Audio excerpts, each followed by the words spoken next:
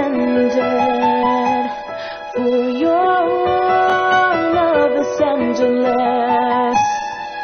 Glory to God. Shalom and welcome to In the Beginning. I'm Rabbi Eric Tokajer with Brit Am Messianic Synagogue in Pensacola, Florida, and my co-host Wayne Leland, Rabbi of Am Israel Messianic Synagogue in Navarre, Florida. And we're so glad that you've tuned in. The phone number here is 623-1330, 623-1330, or you can comment or send in questions on our Facebook page, In the Beginning Radio Program. That's In the Beginning Radio Program. And don't forget to like our Facebook page while you're there. I want to thank once again Natasha Krause-Reynolds and Tamara Alexander, as well as Jonathan Lane, for that beautiful song that opens and closes our program. You can find out more about Tamara Alexander and Natasha Krause-Reynolds by going to their CD Baby pages, where you can purchase their music, listen to it, and enjoy it. I know that Natasha was just recently at your congregation, Rabbi Wayne, Yes. and you might want to share a little about the experience with her there. Yes, Natasha is a great artist. She does a wonderful job in leading in worship. She does lead in worship. She doesn't just get up there to perform. So you'd love to have someone who would lead the congregation in the worship. You need to have Natasha to come visit with you. Amen. Natasha does a wonderful job. Also, Tamara is an outstanding worship leader, and she leads worship at our synagogue on a regular basis, and we love and appreciate both of them. I do want to take just a moment, and maybe a little longer, to give a shout-out to my wife, Pammy, and wish her a happy Mother's Day, as well as, I'm sure, Rabbi Wayne. Yes, I'd like to say to my wife, my beautiful wife, Joy, that I pray that you'd have a wonderful Mother's Day today. And my mother, Mary. And so, and to all of the mothers out there, and I also want to take just a moment to mention something else. That, during a time like this on Mother's Day, congregations, I know our synagogue mentioned it yesterday, I'm sure yours did, churches all over the world are mentioning Mother's Day today, but let's also remember those that through whatever situation, circumstance, were not able to have physical children of their own, that become that feel left out, and this is a time of pain or hurt. Maybe someone who has recently had a miscarriage or some kind of circumstance like that. And also, I posted on my personal Facebook page yesterday that I'm personally praying for the women that have had abortions today, because, regardless of their decision, which I disagree with strongly, to have an abortion, for the rest of their life, every time this day comes along, they're going to remember that decision and deal with the decision they made and the crisis and all of the things related to it. So especially in our country, where there are millions of these women, that many of them have come to faith since the time they had an abortion, and every Mother's Day they gather together with people in their communities or congregations, and they hear people wishing people a happy Mother's Day and so on, and they deal with this pain of this decision that they made. And so I hope that all of our listeners will join me in praying and not only celebrating the mothers, but those that also pray for and understand those that are not mothers, that this is a very painful day for. I don't want to detract from the celebration of the mothers, but I do want to be aware, and for all of us to be aware of that, this is also a painful time for many of the women in our communities, and we should be cognizant and understanding of that. Rabbi Wayne, while we're talking about mothers, and I happen to listen to a little portion of the previous program, because as we're getting set up, the sound is on and we hear the previous program, and I was thinking about this week's parasha and its connection with all of this, and understanding, one of the things that we do on our program, the primary thing, is to try to teach the scriptures from an in-the-beginning perspective, from a perspective where people look at the scriptures not just in the New Testament that talks about Yeshua and his disciples, but also on the Tanakh, or the what people call the Old Testament, which is the basis for all the things that are done in the New Testament. And as we're honoring mothers today, we need to understand that, honoring your mother and father is one of the commandments that is given in the Torah. It's also reiterated throughout the rest of the Bible and quoted again and reiterated in the New Testament as a promise that comes with it. Mm-hmm. If you honor your mother and father and mother, you will live a long life. But it's one of the things that I believe is under attack today in an extreme way in our society. The breakup of the family, by its very nature, devalues mothers and fathers, and so we're dealing with those issues right now all over our nation, as we have young people that grow up no longer honoring their parents. If you watch almost all of the popular television programs, the young people are dishonoring their parents. They're mocking their parents, especially in some programs it's the father, in some programs it's the mother, but one of the parents is usually made to be ignorant or stupid or foolish or some way. And this is the promotion that is going on in our world, and we wonder why we have such a dysfunctional society as we do today, and largely it comes from the lack of the biblical order of the family and the way that God had established that children were to honor their mothers and fathers. And so, it's not just a day to celebrate mothers, but it's a day to honor them, which is different than celebrating. You can bring somebody flowers and candy and take them to dinner or breakfast or whatever one day a year, but that is not equal to honoring your mother, which should be done 365 days a year, in not just bringing presents or gifts or flowers or sending notes, but really honoring their voice, what they say, their desires, their instructions. Proverbs tells us that it's the mother's job to instruct the children in the ways of Torah.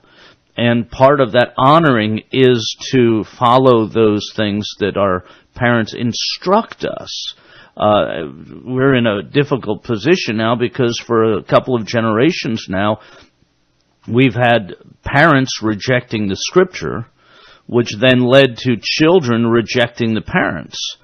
And we need a restoration of that family devotion time, of families gathering around the Scriptures together, or families talking about the Bible together, restoring the communal meal in the evening where families talk together and shared together and shared their day and what's going on in their short-term future, their long-term future, all those things.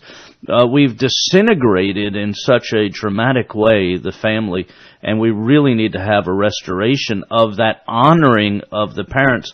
And it's wonderful that one day a year we have this day where our country, buys Hallmark cards and buys flowers and sends candy and makes breakfast in bed and takes out to dinner somewhere really nice, which, by the way, are all economic benefits that have become what Mother's Day is it's an economic generator rather than an actual time of honoring our parents, which should be done all year round, not just on one day. But we've got to the point now where if we do this one day, we feel like we fulfilled our obligation for the year. And so we need to really reinvest in understanding what honoring our mothers and fathers are. And part of that, in one way, we're trying to deal with that, and I want to share something with our listeners that's new at our synagogue. And I don't want to do this totally in promotion of what's happening at our synagogue, but I want to explain the reason for it, and that is that we are establishing the Spanish Trail Homeschool Academy. And we're going to have our first courses starting in July.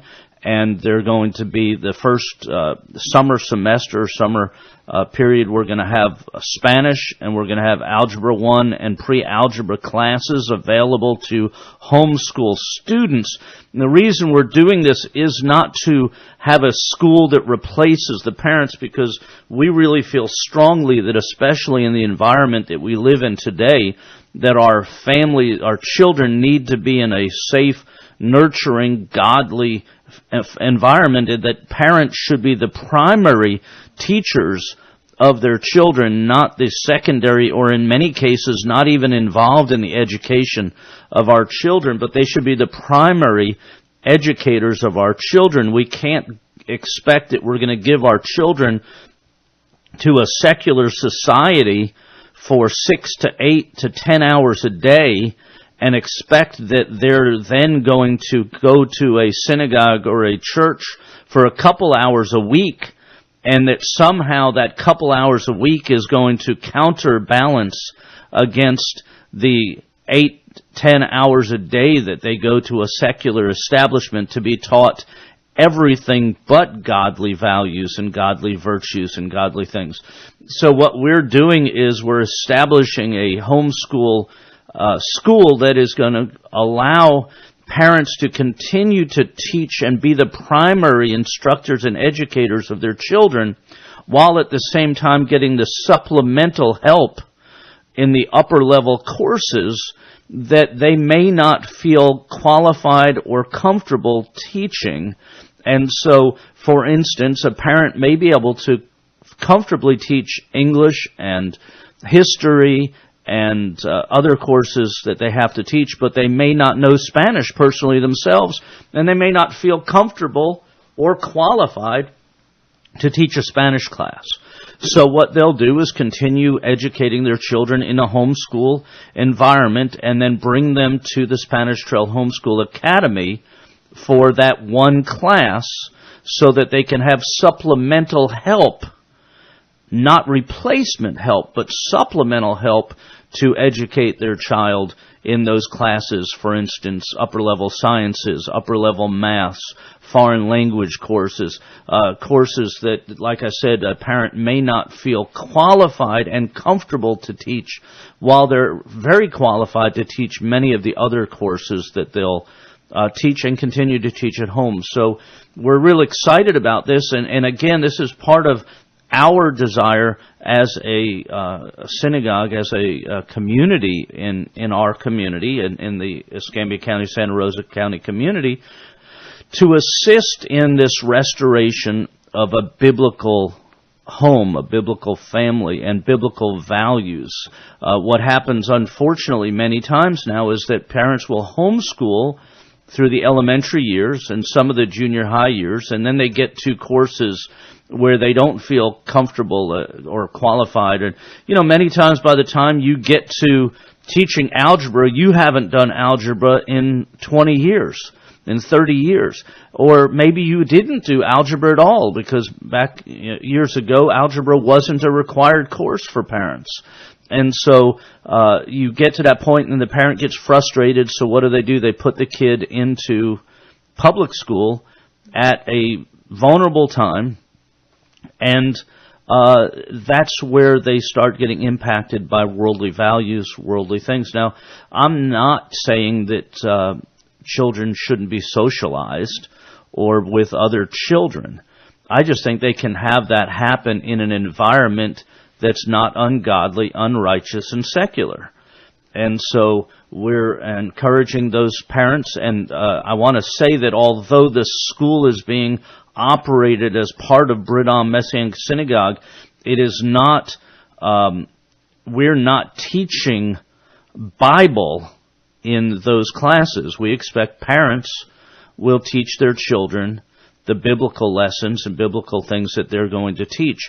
But we will run the school under biblical values and biblical ethics and biblical things. So we're looking for parents to continue to teach their children their biblical values, biblical ethics, biblical morals at home, teach their classes at home, all the ones they're able to, but come to Spanish Trail Homeschool Academy to get supplemental assistance on the courses that they have need help, a little helping hand, and still be allowed to continue homeschooling in the environment that they can have more control over in biblical ways. So I'm excited about that, and you can find out more about that by going to shalompensacola.com and just contacting us through there. The first classes are going to take place in July, and like I said, the first summer semester is going to offer Spanish and Algebra 1 and pre-algebra to students, and in the fall there'll be a number of more classes that are available. You know, Rob Eric, it's really good what you're talking about, because we talk about that a lot.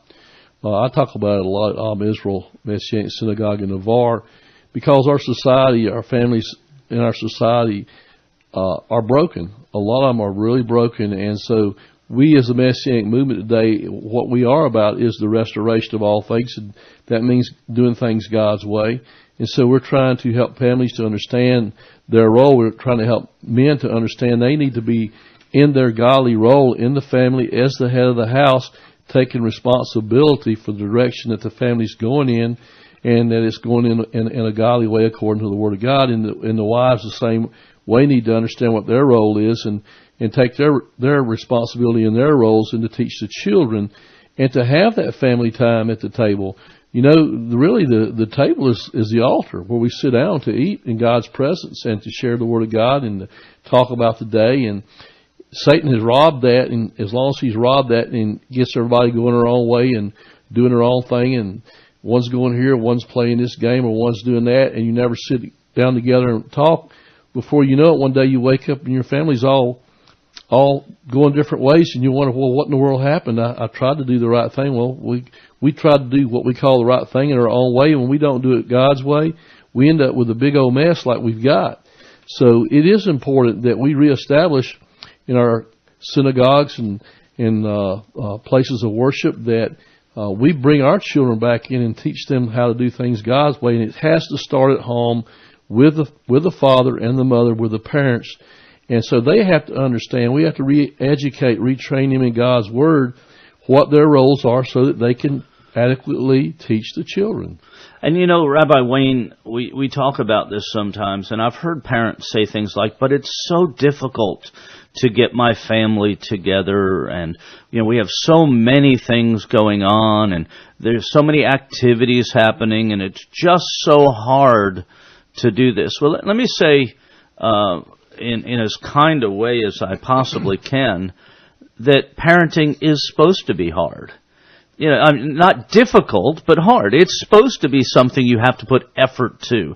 It's, you know, you're investing in the generation that's following you, Lador Vador, from generation to generation. And it's our responsibility to do these things. Yeah, it's hard. You have to make choices to spend time with your children. You have to make choices to fix dinner and set a table and gather everybody around and make a choice not to watch a television program that comes on or do something else. You have to do this, but when you're dealing with your family, it should be the primary purpose of your life is to share with your family. If you're a husband, your primary purpose is not working your job. You work your job to supplement your primary purpose, which is to raise your family and to be the priest of your family and to be a godly leader for your family. If you're a mother, your primary purpose is to be the wife and mother of your family. And that means making decisions to not do certain things because you make a choice to fulfill your role as a parent. And in this day and time, we see people who are doing everything but that. We have programs for our children before school and during school and after school. And we have programs now where we have children in our country that eat all of their meals at school. They eat breakfast at school, they eat lunch at school, they eat dinner at school. Let me say clearly, I think that there are times when children need to have that because the meals aren't provided. Their family isn't providing anything for home. There is no safety net for them. But by doing that, And building that as a model, we take all of the interpersonal connections that happen over meals away from the family and give it to the school. So now the school is the provider of food, the provider of education, the provider of morals, the provider of ethics, the provider of all of the theology that these kids have. And when I say theology, public schools teach theology. They don't teach Bible, but they do teach theology, because theology is the study of God. And when a atheistic school teaches your children there is no God, they're teaching their understanding of God, that there is no God. So we relinquish all of our responsibilities to our children from when the sun goes up till the sun goes down, and then we wonder why they're making the decisions that they make. And we see these children that can't have a politician's name written on a sidewalk for fear that their life is going to be over because they had to read a name in chalk on a sidewalk, or somebody hurt my feelings by saying this or that, or they're following political leaders that are promising them almost as much as Captain Hook promised Peter Pan. And, without any thought of the fact that somebody has to pay for this stuff. And, it always amazes me that these pro-socialist teachers that think education should be free, you listen to these people that are, we should have free education, and they're teaching this to our children, but, every one of those socialist teachers receives a paycheck. Mm-hmm. If they really thought education should be free, they should be providing it for free. But that's not the reality of what they're doing. What they're saying is they should get paid from the government for what they're doing, but that the student shouldn't have to pay for it. But they don't realize that the government gets its money from you and I, Rabbi Wayne. That's it gets its money from those that are paying taxes and working jobs, and it's short-sighted thinking that's done by feelings rather than reality. And I feel like I'm tired at the end of work, and I shouldn't have to make a meal, and I shouldn't have to clean the house, and I shouldn't have to clean up after dinner and wash the dishes and put the dishes away. So what I prefer is for the government to do all that for me, so they can make breakfast, lunch, and dinner for my kid. I can get him out of the house. They can take care of all that, and then I won't have that responsibility when I get home. But the reality is that is our responsibility. That is the primary responsibility. And if you're too tired from doing whatever you're doing to fulfill your primary responsibility, you need to reorder your priorities. Maybe we don't all need to live in 2,000 square foot houses. Amen. Maybe we all don't need to drive brand new cars all the time. Maybe we all don't need to have the most expensive clothing you could buy. Maybe we don't all need to have cable TV at $100 a month and more. Maybe all of our children don't need to have their own cell phones so that they can keep communicating at the price of cell phones. There are so many things that we've taken as requirements. We have to have these things that are really not things we have to have. What we have to have is healthy families that are raised up in godly homes. What we don't have to have is all of this other stuff. We've heard the old saying before, so the family goes, so the nation goes. And the thing of it is that a lot of these families we're talking about is that some of them take them to church every week. Some of them send them to synagogue every week, but yet they still have turned everything else basically over to the school. More time is spent in the government school system than it is at home with the father and the mother. And when they're at home, a lot of times they're on games, all kinds of secular, satanic, and a lot of times satanic games and things like that. And so their whole life is spent this way. No time at the supper table, rarely together as a family. And then they go off to college. And then they go to college, and then they get into the religion class. Most students, maybe not all, go through religion class. And then the professors, the secular, unbelieving professors as a whole, teach them all the false things that they were taught in their congregations. Which a lot are taught. God's Moedim is appointed times. His Sabbath has been replaced with other things that have been made up. There's nothing more in a lot of cases, much more than a fairy tale. And then they come back home after college and they never step foot in the synagogue or church again. And the parents say, well, I just don't understand. I raised my kids in the synagogue. I raised them in the church. And I just don't understand why they won't go no more. And the sad reality of it is I fully understand why they're not going anymore. If they were taught lies and it's exposed in college and they were raised in the public system, which is not a godly system today, we have to understand why our children have gone the way they've gone. We must take our children back. We must take them back. We must take our nation back. The only way we're going to get our nation back is each household, each husband and wife, one family at a time, and that's the reality of it. Repentance before God as a people, turning back to God, realizing we've left Him and we need to come back to Him. That's the only thing that's going to save our nation. That's just the bottom line. Absolutely. I want to remind our listeners that we are sponsored, supported by the Messianic communities across the Gulf Coast. One of those is Congregation Maim Chaim, the Eastern Shores Messianic Synagogue. Congregation Maim Chaim meets at 10526 County Road 64 in Daphne, Alabama. And you can find out more about Congregation Maim Chaim, the Eastern Shores Messianic Synagogue, by going to shalomeasternshore.com. Congregation Maim Chaim meets every Saturday morning at 10:30 and would love to have you come by and visit with them. That's shalomeasternshore.com, shalomeasternshore.com. The phone number here is 623-1330, 623-1330.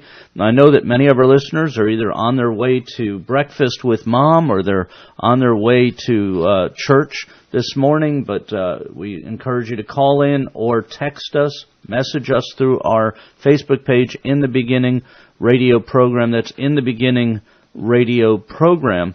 And I want to say that all the things that we're saying today is not to diminish the value of parents and husbands and wives and fathers and mothers today, but to encourage people to get more active in these things. You know, Rabbi Wayne, not only do we largely let other people raise our children through the school system. They get there before school, they eat breakfast, then they eat lunch there, they go through their classes, eat lunch, then they eat dinner there, and then they come home.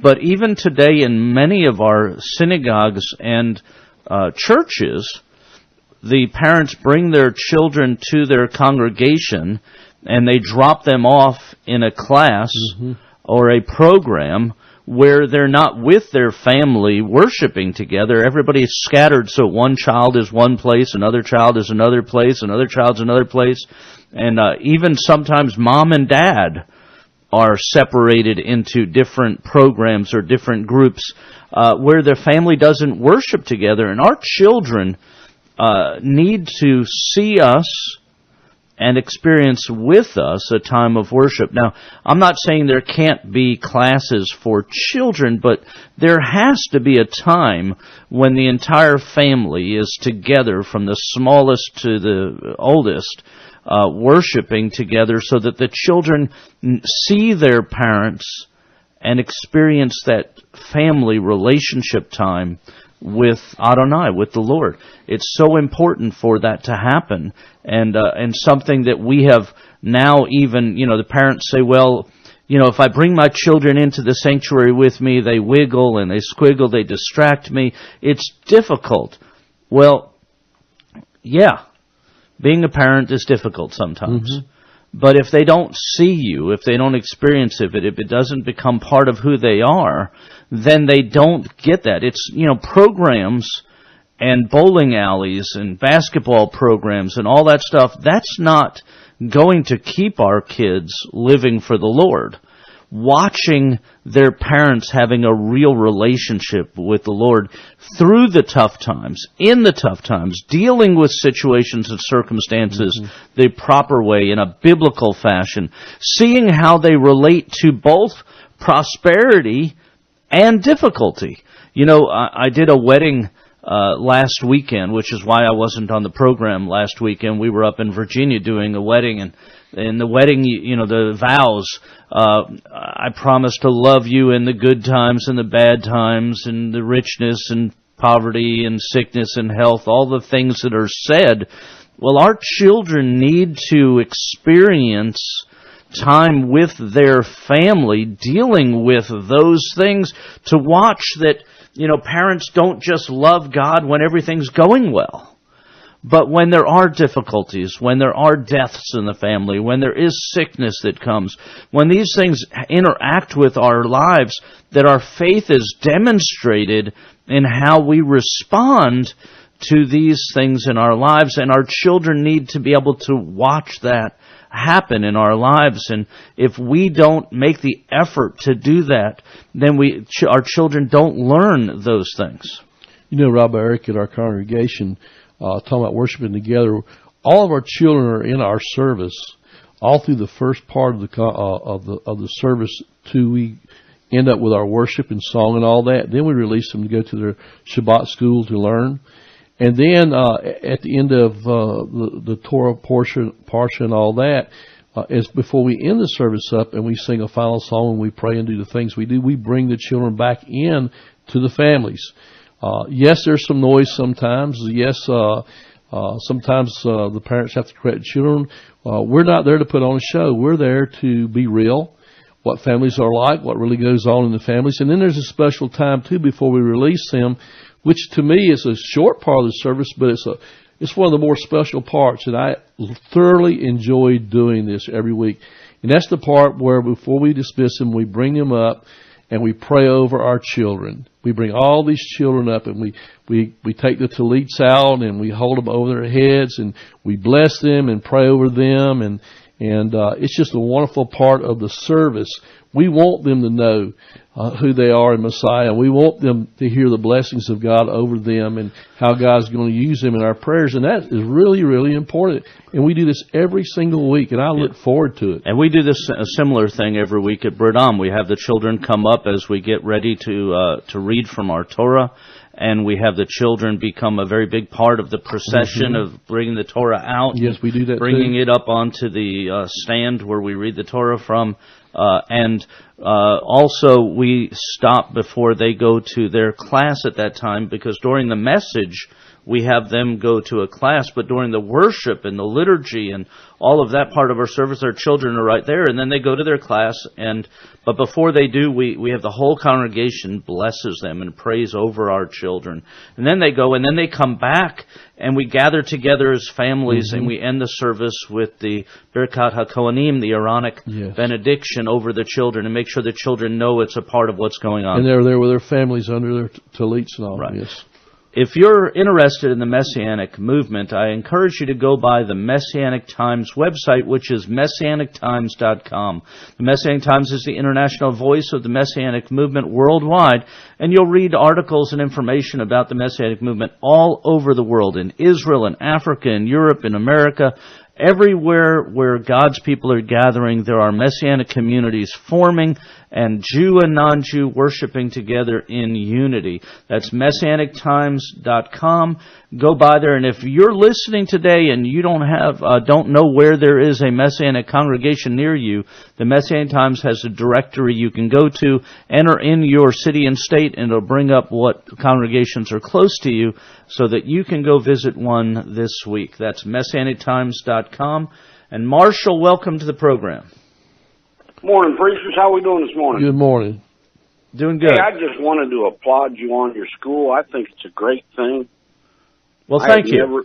I had never even considered a supplemental school like that, but I think it's fantastic, and I may even take advantage of it with some of my kids, but awesome. Well, that would be awesome, and we encourage you, especially, I know, Marshall, that there's a lot of homeschool parents in our area. There's thousands of them, and we want to get the word out to them because, again, we're not trying to replace the parents, which is what many schools try to do, so that they control everything that goes into the minds of our children. What we're trying to do is supplement and assist the parents so that they can do what they desire, which is to be the primary educators. So please let all your friends know about this. And also, I didn't mention earlier, there is a Facebook page for the Spanish Trail Homeschool Academy where we're putting information as we have the information comes up. People can like it and then get on our newsletter list so that they can be kept informed of what classes are available. Yeah, well, I'm going to tell you what, my wife does a really good job, but I know she would not even attempt to do Spanish, and I just think it's an outstanding idea. Like I said, I hadn't even considered it, so I sure do appreciate it, gentlemen. Well, we appreciate you, and like I said, please let your friends know and spread the word about it. We're going to have, come fall, and I'm giving information as I have it now. Some of this may adjust, but we're going to have Spanish and French. We're going to have algebra and calculus and trigonometry. We're going to have sign language as a language course. We're going to have chemistry and different sciences. So it's going to be biology. These courses that parents, would just like to have a little supplemental assistance with. And so I'm really excited about it. And it's something we're doing. It's interesting, Marshall. There's a lot of things we as a synagogue do to get people to come to our synagogue. We'll have concerts or conferences or special events or the Holy Day services. We do a big job to try to get people to come and worship with us. But this school is really something we're not doing to get people to come to our synagogue. We're trying to do it to be a blessing to our community, and we want parents to continue to teach their children their own, what they believe at home. Let them be the primary religious teachers for their children, so they don't have to be a Messianic Jew or a Messianic Gentile or Messianic believer to be a part of this school. It is not going to be something we're going to be teaching our doctrine or our theology in. It's going to be ways we can just assist parents in our entire community.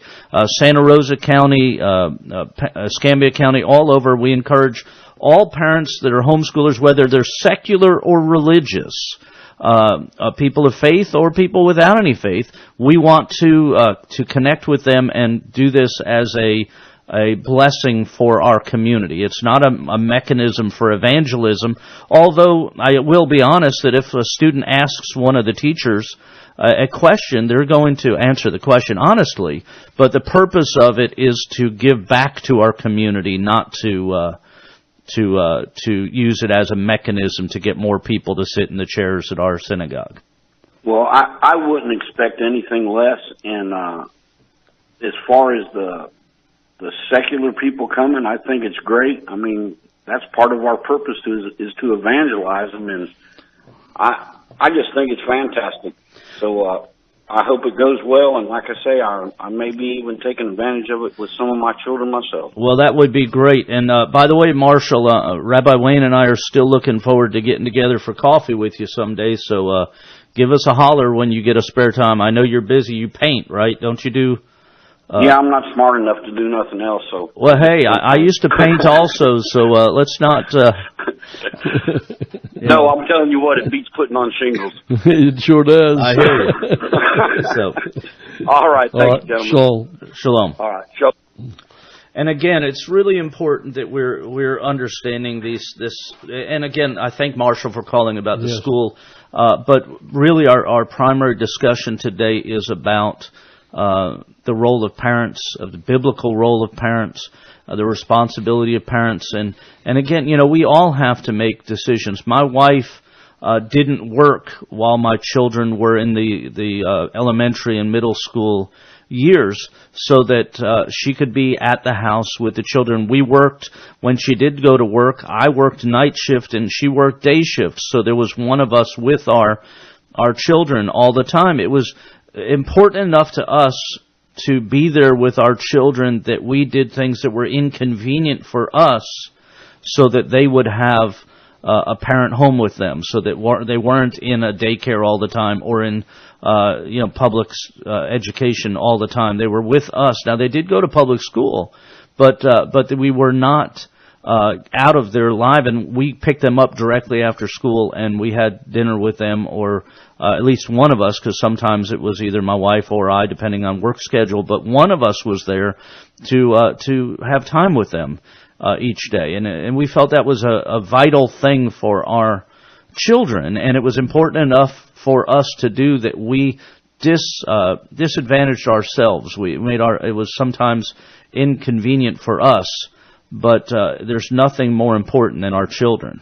Robert, what we need to understand as parents is that when we decide to become a parent, and what I mean by that is when we have children, we decide to become a parent. Whether or not we planned it out or we didn't plan it out.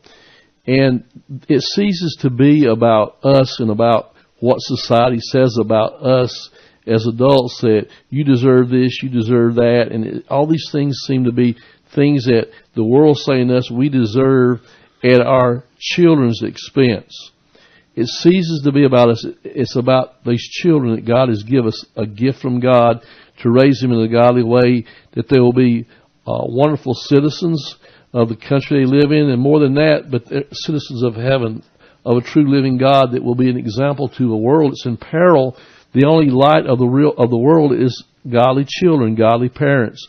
And so there's a lot of parents I want to encourage you out there, whether you're a single parent because of circumstances in your life, or your parents and you came from a broken home and you say, well, I was raised in a broken home. I'm married to my wife now, and I really don't. I want to raise my kids right, but I don't really know how. That's the purpose of our Messianic synagogues, and why it's important for you to come to a place that is teaching how to be. We're there to help you learn how to be a godly parent. And I can speak from experience because Rabbi Eric, was from a broken home, and I had to learn all this stuff all over again during my life. So I have the compassion that I want to help as many as possible.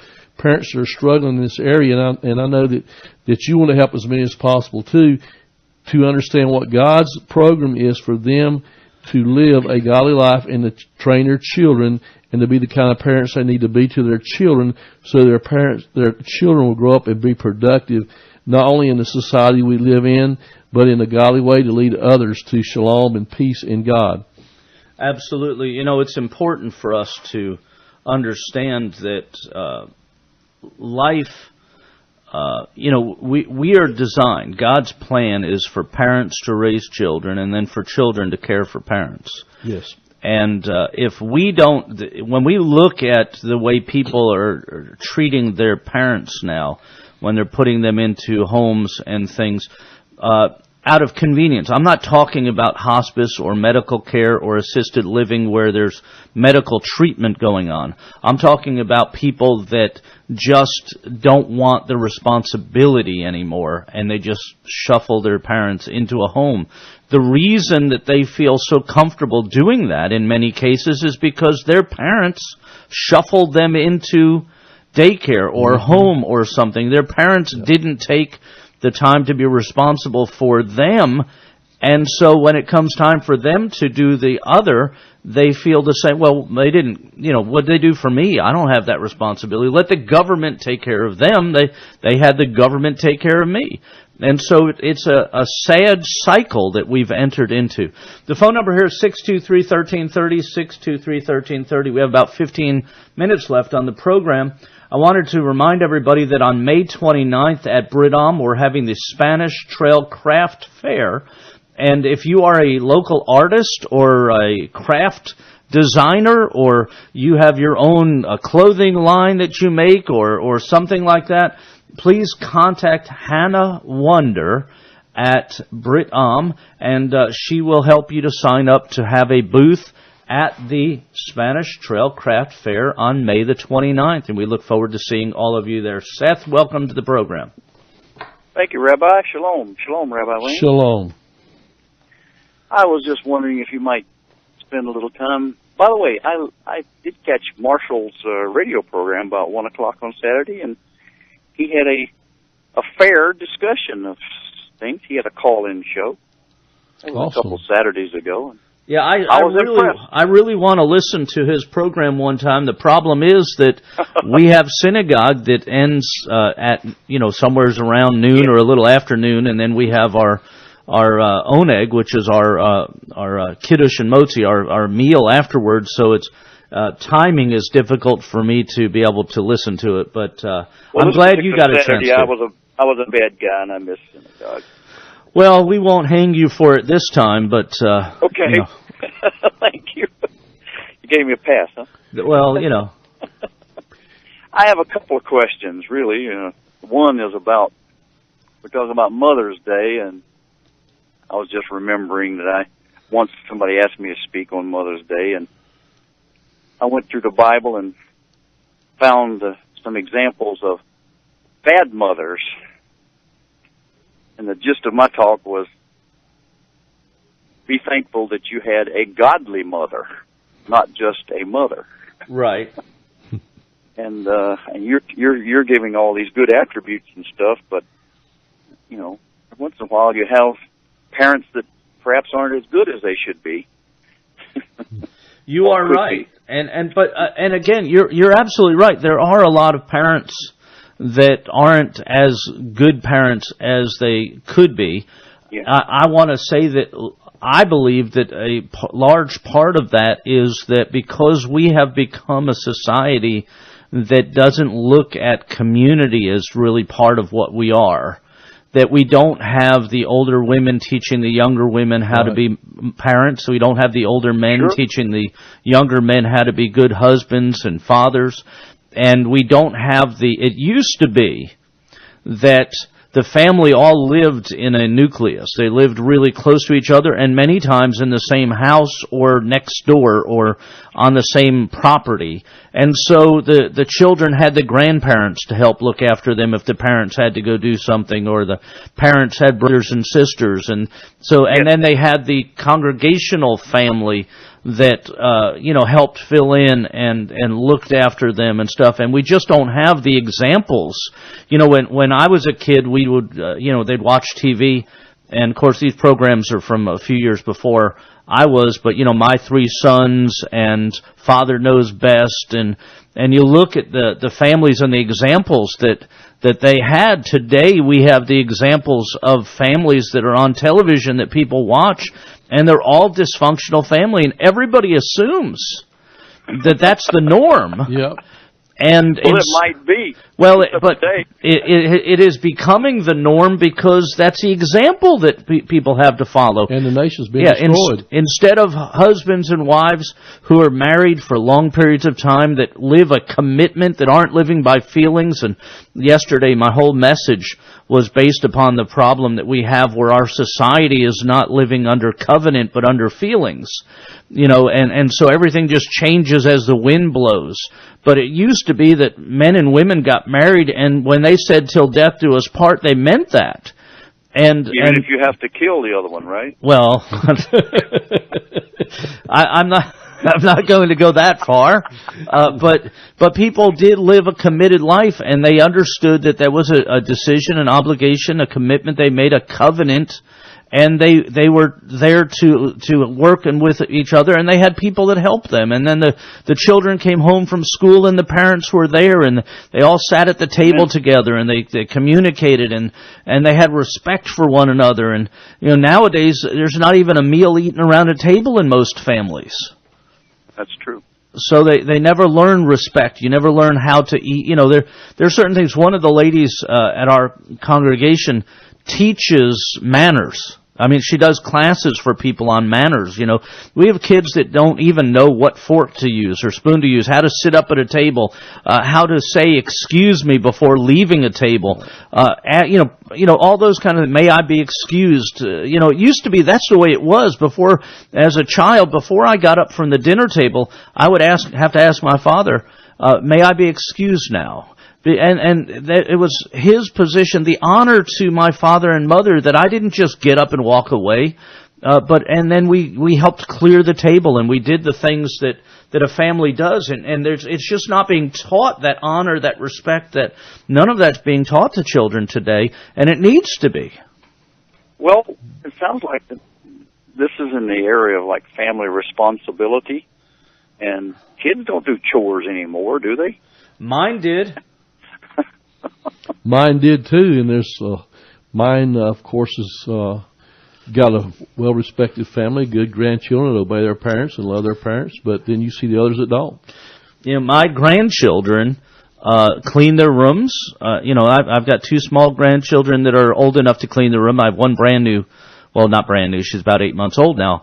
That she can't do anything yet for herself, but she actually does more than many of the teenagers I know.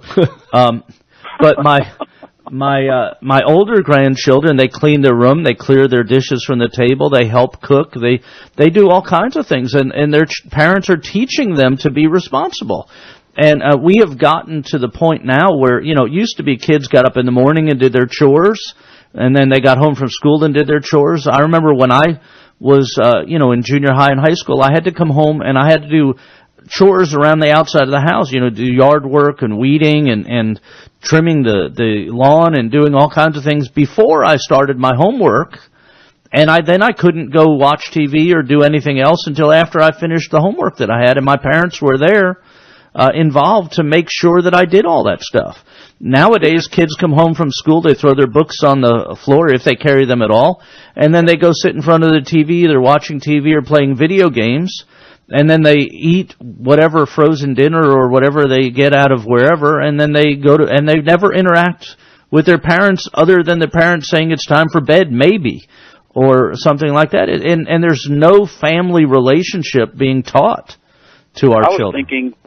I was thinking maybe part of our problem is we have all these extracurricular activities and civic-sponsored sporting events, and everybody's doing different things, whether it's soccer or basketball, football, you name it. And you got kids of different ages and going to different places. And well, we have a lot of parents, Seth, that are so busy being parents that they never have time to be a parent. Well, I've often thought that it's a like a transportation system largely. Yeah, we pick me up here, take me there, do this, do that. I got soccer today, I got baseball tomorrow, I got swimming this day. And all of those things are valid things. But sometimes they have become a replacement for actually spending time with your children. You just bring your children places, let them spend time with other people and other children. It's kind of like dating. When I talk to young people about having a relationship, they want to take somebody out for dinner or whatever, I tell them, do not take somebody to the movies on a date. Or take them to dinner and a movie, because what you're doing is you bring them somewhere where you're going to put food in your mouth instead of talking, rushing to get to somewhere you're going to go watch other people for 3 hours, and then you bring them home. There's no relationship building. There's no getting to know one another in there. And if you really want to get to know somebody, you sit across the table from them and have a leisurely dinner and talk about things. But I'm too vulnerable to do that. Yeah, it's uncomfortable. It's inconvenient. It's easier just to take somebody, give them a box of popcorn, and have them stare at somebody else who's perfect on the screen. So, well, but we can't go back to the cave society. I mean, Well, I'm not saying we have to go back to caves, but that depends on what the cave society is. But I will tell you that caves cost less. Thank you, Rabbi. So I appreciate it, Seth. Thank you for your call. Phone number here is 623-1330, 623-1330. I do want to take just a moment and mention that I'm finishing up a new book that's going to be released in late June. And the title of the book is With Me in Paradise, A Lesson Learned from a Criminal. And if you'd like to pre-order the book, you can go on Facebook and click on the link provided on the In the Beginning radio program Facebook page. And it's about the interaction between Yeshua and the criminal on the cross. And I believe there's a lesson in there that, there's a whole conversation that happens, an interaction between Yeshua and this man. And in the situation they were in, you have to remember the intense pain they were in, how difficult it was to talk in that situation. You were gasping for breath. You were in immense pain. And yet they have this conversation.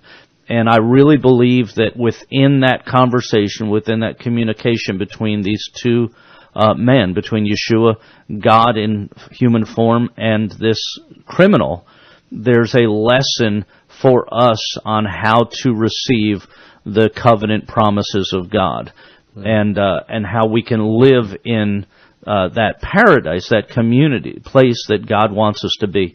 And so if you're interested, you can go on my Facebook page or on the In the Beginning radio program Facebook page. Click on it. You'll save a few dollars pre-ordering it. It's supposed to come out, I believe, the third week of June. So this is my third book. I'm really excited about it because I really believe this is something that everybody needs to read. It impacted and changed my view and my walk with the Lord, and I believe that it will also impact other people in doing that. So, Rabbi Wayne, why don't you tell folks about your congregation and where you meet and when? Yes, our congregation is Israel Messianic Synagogue, and we meet at 9255 Military Trail in Navarre, Florida. Our weekly Sabbath service is every Saturday. We get there anywhere between 12:30 and 1. We have a little time of fellowship, and we actually sound the shofar at 1:30 and start our service. Also, we have a Tuesday night Bible study every Tuesday night from 7 to 8, interactive, if you'd like to come and join and be involved in that. To find out more about our congregation, you can go to our website. That is shalomnavar.com, shalomnavar.com, or call me directly at 850-293-4721. We'd like to invite everyone out to come out and be with us. And Rob Eric, as I'm ending this up, I'd like to say, and all that we've talked about, a lot of people are saying, well, I would like to try to fix some of this. But here's the thing, I don't know how. Start where you're at today. Ask God to forgive you if there needs to be some forgiveness, and just let Him begin to lead you from here on out. Absolutely. We can always make teshuvah, turn to God and go on. I want to take the last minute that we have to thank all those who came out to last Sunday's March of Remembrance as we stood on Holocaust Memorial. And I'd like to thank Rabbi Israel Vana and Jerry Gordon from B'nai Israel for joining us, Rabbi Vana for leading us in the Mourner's Kaddish, and all those who came. I think it's so important for us to always remember, never again should we allow that kind of atrocity to happen. Right. Thank you for listening to the program. We'll see you right here again next week. Shavua Tov. Shavua Tov and Shalom. In the beginning was God, was the Word, and the Word was with God, and all things came through Him. In the beginning was your light, which was true light, which gives light to all in the world. Then you descended, for your love ascended.